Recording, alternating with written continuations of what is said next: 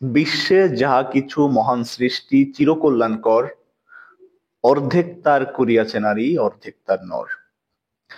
কাজী নজরুল ইসলামের এই বিখ্যাত উক্তিটি তিনি হয়তো করেছিলেন যে পৃথিবী গঠনে নারী এবং পুরুষের ভূমিকা বা পুরুষের পাশাপাশি নারীকে একটা সমপর্যায়ে তুলে নিয়ে আসার জন্য। এখন কাজী নজরুল ইসলামের এই যে বক্তব্যটা বা এই উক্তিটা বাংলাদেশের স্পোর্টস জগতে আরো বেশি রিলেটেবল, আরো বেশি তাৎপর্যপূর্ণ। কেন তাৎপর্যপূর্ণ?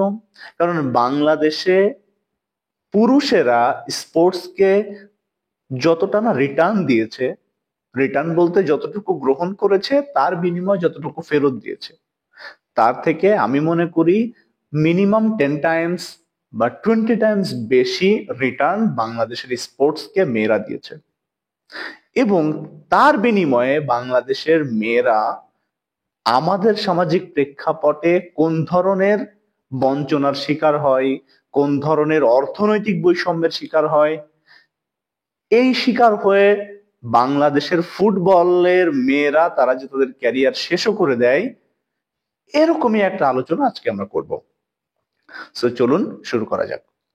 দেখুন, বাংলাদেশ ক্রিকেট টিম তার টেস্ট স্ট্যাটাস পাওয়ার পর থেকে যতগুলো আন্তর্জাতিক টুর্নামেন্ট খেলেছে, আন্তর্জাতিক ম্যাচ খেলেছে, তার মধ্যে বাংলাদেশ ক্রিকেটের বলতে গেলে কোনো সফলতাই নেই। শুধুমাত্র একটা ত্রিদেশীয় সিরিজ বাংলাদেশ জিতেছিল, এর বাইরে বাংলাদেশ টেস্ট মর্যাদা পাওয়ার পর থেকে তেমন কোনো কিছুই করতে পারেনি। এখন কথা হলো, আপনি যদি এখন মেয়েদের টিমের দিকে তাকান, এখন এই আলোচনায় যার আগে আপনি তো বলবেন যে বাংলাদেশের সাকিব আল হাসান বিশ্বজের অলরাউন্ডার ছিল, তামিম ইকবাল প্রচুর রান করেছে, মাশরাফি অনেক ভালো ক্যাপ্টেন। এগুলো ব্যক্তিগত পর্যায়ে এক একজনের অ্যাচিভমেন্ট।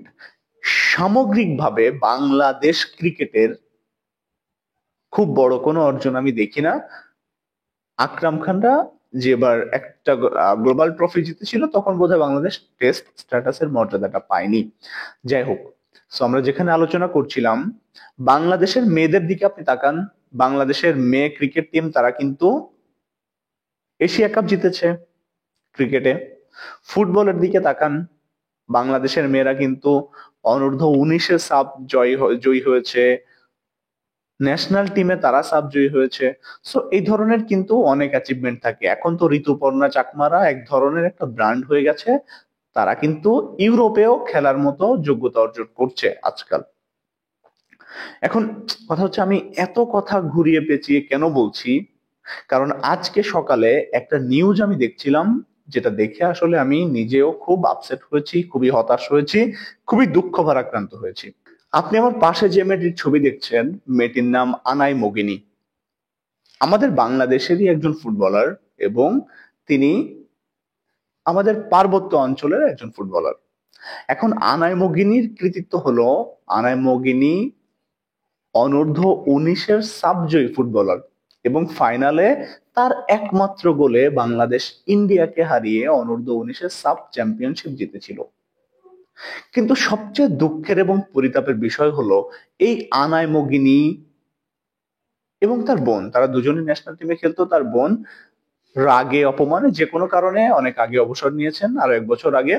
এবং আনাই মগিনীও মাত্র 22 বছর বয়সে সে কিন্তু ফুটবল থেকে নিজেকে সরিয়ে নিয়ে সে ওই যে অনূর্ধ্ব 19 বা ছোট ছোট যে টুর্নামেন্ট গুলো খেলেছিল, সেই টুর্নামেন্ট থেকে সে যতটুকু টাকা পয়সা উপার্জন করেছিল সেটা দিয়ে হয়তো বান্দরবনে সে নিজের ছোট একটা দোকান দিচ্ছে, দোকান দিয়ে সে নিজে বিয়ে করছে, করে হয়তো সে ফুটবলটা আসলে ছেড়ে দিবে। এখন কথা হলো যে তার এই সিদ্ধান্তকে আমি আসলে সাধুবাদ জানানো ছাড়া আমার আর কিছুই করার নেই। কিন্তু যারা কর্তা ব্যক্তি, বোর্ডের যারা আছেন, যারা ফুটবলের দেখভাল করেন, যারা ফুটবল বোঝেন, তাদের কিন্তু এখানে অনেক কিছুই করার আছে। আনাই মগিনীর মতো বহু মেয়েরা, তারা কিন্তু বাংলাদেশের ফুটবলকে সার্ভ করতে চায়, বাংলাদেশের ফুটবল খেলতে চায়, বাংলাদেশের এক একজন ঋতুপর্ণা চাকমা বা ওই লেভেলের প্লেয়ার হতে চায়, তারা বাংলাদেশকে রিপ্রেজেন্ট করতে চায়। কিন্তু ভাই, বেগম রোকেয়ারের কথার মতো পাছায় জোটে না তেনা। এখন আপনার যদি পেটের অন্ন না জোগাতে পারেন আপনি কোনো একটা স্পোর্টস খেলে, আপনি সেই স্পোর্টস কেন খেলবেন? কথাটা তো সেখানেই।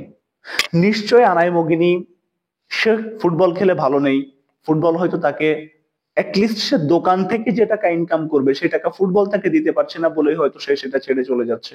আনাই মগিনীর মতো কিছুদিন আগে আমরা আরো একজন ফুটবলারকে দেখছিলাম বাংলাদেশ মহিলা ফুটবল দলের, যে আসলে ন্যাশনাল ফুটবলই খেলবে না, সে ফুটবল থেকে অবসর নিয়ে নিচ্ছে। সো এই ধরনের জায়গাগুলোতে যদি আমরা কাজ না করি, ডেভেলপ না করি, তাহলে আমাদের পরবর্তী প্রজন্মের যারা ফুটবলার হওয়ার স্বপ্ন দেখে তারা আসলে কাদেরকে আইডল মেনে বাংলাদেশ ফুটবল কন্টিনিউ করার কথা চিন্তা করবে। এখন কেউ যদি চিন্তা করে যে আমি একটা স্পোর্টসে গেলে অ্যাটলিস্ট আমার দোকানের বসার থেকে বেশি টাকা আমি ইনকাম করতে পারবো না, সেই স্পোর্টসে একজন মানুষ কেন আসবে? আপনার কি মনে হয় আনাই মগিনী কি ফুটবলকে বিদায় জানিয়ে সে কি ভালো করেছে, নাকি আনাই মগিনী ফুটবলে ফিরে এসে আবার নতুন করে ভালো কিছু করতে পারে বলে আপনার মনে হয়? আপনি কমেন্ট করে জানিয়ে দিতে পারেন। আর আমার ভিডিও যদি ভালো লাগে তাহলে অনেক পরিশ্রম করে আপনাদের জন্য ভিডিও তৈরি করা হয়, আপনারা আমাকে সাপোর্ট করবেন। Thank you.